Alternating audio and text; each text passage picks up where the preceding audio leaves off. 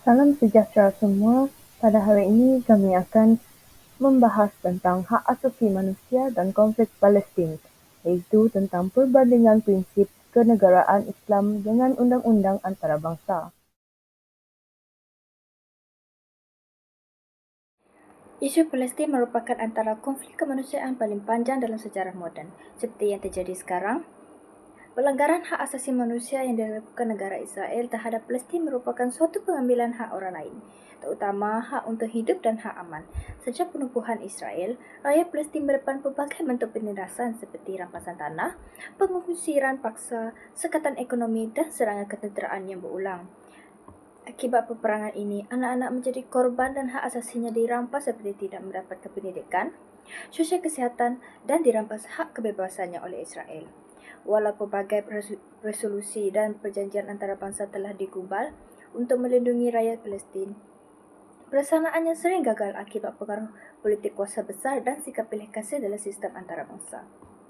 Dalam masa yang sama, Islam sebagai agama yang penuh sifat kedamaian dan kesejahteraan sentiasa tinggi hak-hak insan tanpa mengenal diskriminasi agama, warna kulit dan kebangsaan.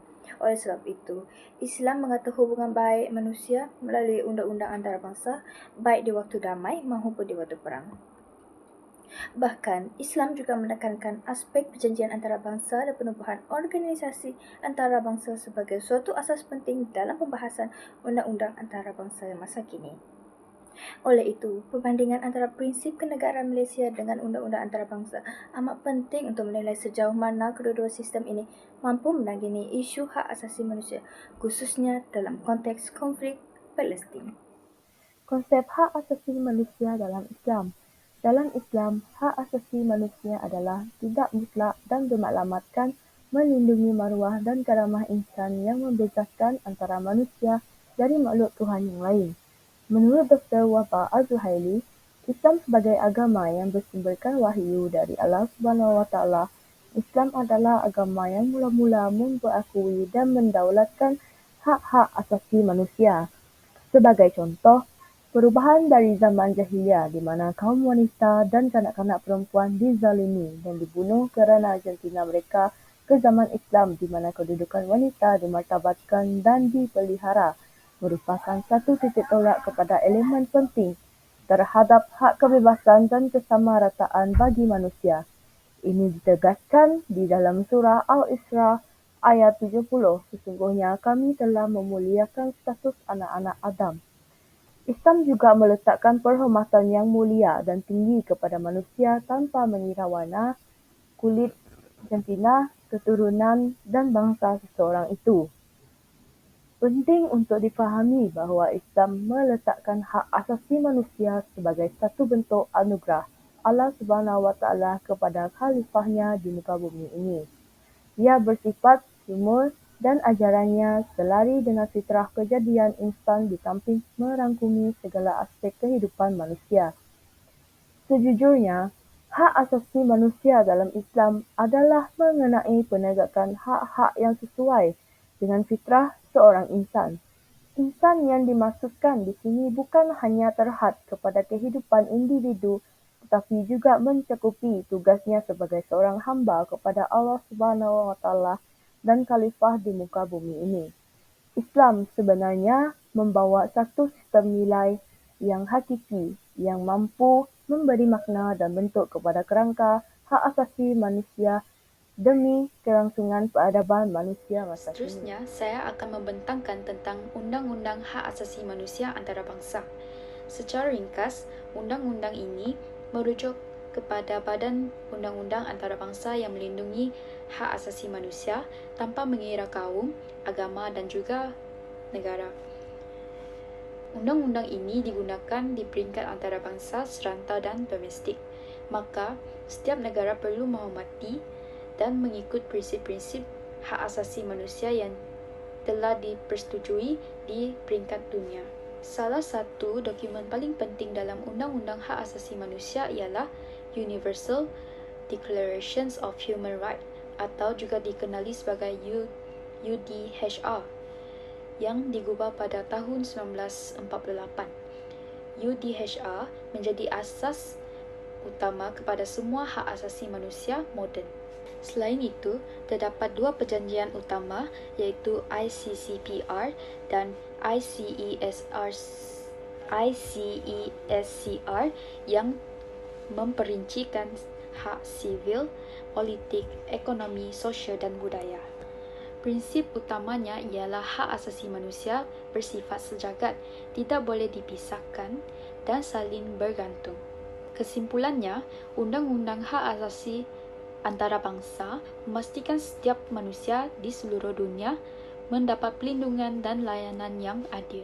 Pada bahagian ini, kita akan melihat kepada prinsip hak asasi manusia. Secara umumnya, hak ini untuk semua orang tidak boleh diasingkan antara satu sama lain dan saling melengkapi.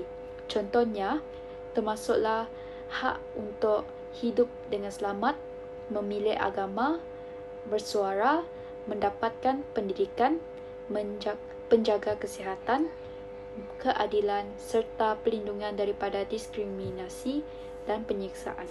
Namun, pelaksanaan hak asasi menghadapi beberapa cabaran, antaranya faktor politik, kepentingan nasional dan juga pengaruh kuasa besar dunia. Kita juga boleh lihat contoh seperti konflik Palestin, di mana pelanggaran hak asasi masih berlaku sehingga hari ini. Saya ingin membentangkan tentang isu dan pelanggaran hak asasi manusia di Palestin. Pelanggaran hak asasi manusia di Palestin telah menjadi isu global. Konflik tersebut berlarutan dan menyebabkan rakyat Palestin berdepan dengan penindasan, kekejaman dan ketidakadilan yang melanggar hak asasi manusia. Contoh hak asasi manusia termasuklah hak asasi hidup, kebebasan bersuara, pendidikan dan keselamatan. Selain itu, pembunuhan telah dilakukan terhadap orang awam.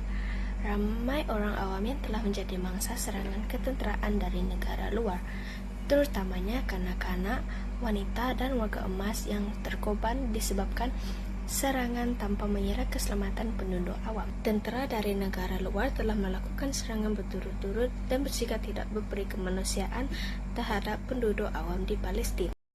Di samping itu, sekatan juga telah dilakukan ke atas Gaza. Gaza telah dikepung dari darat, laut dan udara sejak tahun 2007. Pergerakan penduduk terbatas akibat sekatan tersebut.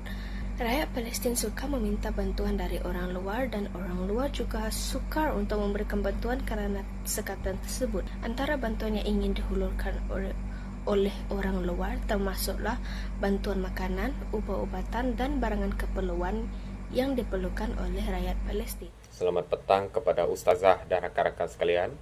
Saya, Chris Smith, ingin membentangkan berkaitan dengan perbandingan prinsip kenegaraan Islam dan undang-undang antarabangsa. Perbandingan ini terbagi kepada 6. Yang pertama, sumber utama. Untuk kenegaraan Islam, ia berdasarkan Al-Quran. Untuk undang-undang antarabangsa, ia berdasarkan perjanjian, konvensyen, piagam dan amalan antarabangsa. Perbandingan yang kedua, iaitu matlamat atau objektif utama. Untuk kenegaraan Islam, matlamatnya lebih kepada mencapai keamanan dan kesejahteraan ummah menurut syariat Islam. Untuk undang-undang antarabangsa, matlamat undang-undang antarabangsa lebih kepada memelihara keamanan, hubungan baik dan diplomatik antara negara. Seterusnya, kedaulatan. Untuk kenegaraan Islam, merujuk kepada kedaulatan mutlak milik Allah, manakala undang-undang antarabangsa merujuk kepada kedaulatan tertakluk kepada negara. Keempat, hak asasi manusia.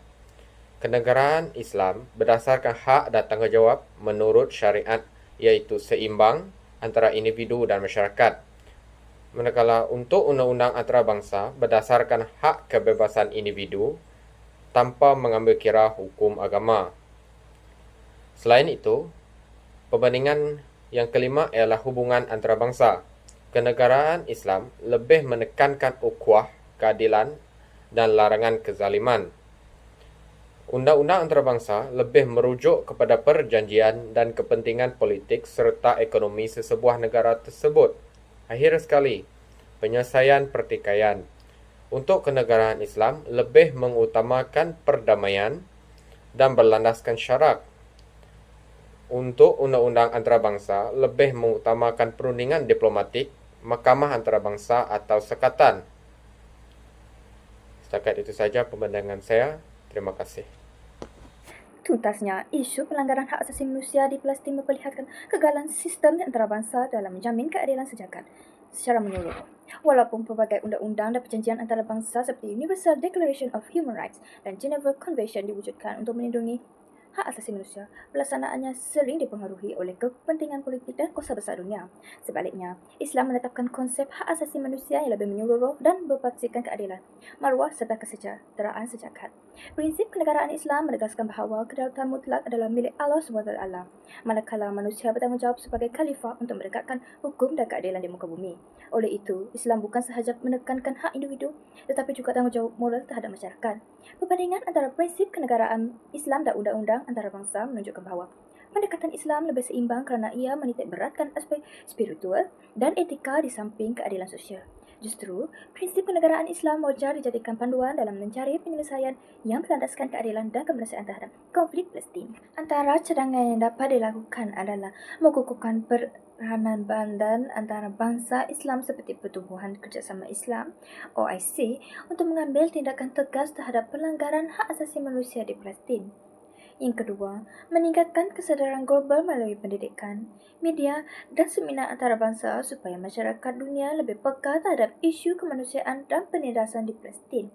Yang ketiga, menekankan nilai-nilai Islam dalam diplomasi antara bangsa dengan mengutamakan prinsip keadilan, keamanan dan larangan kezaliman sebagai asas rundingan damai.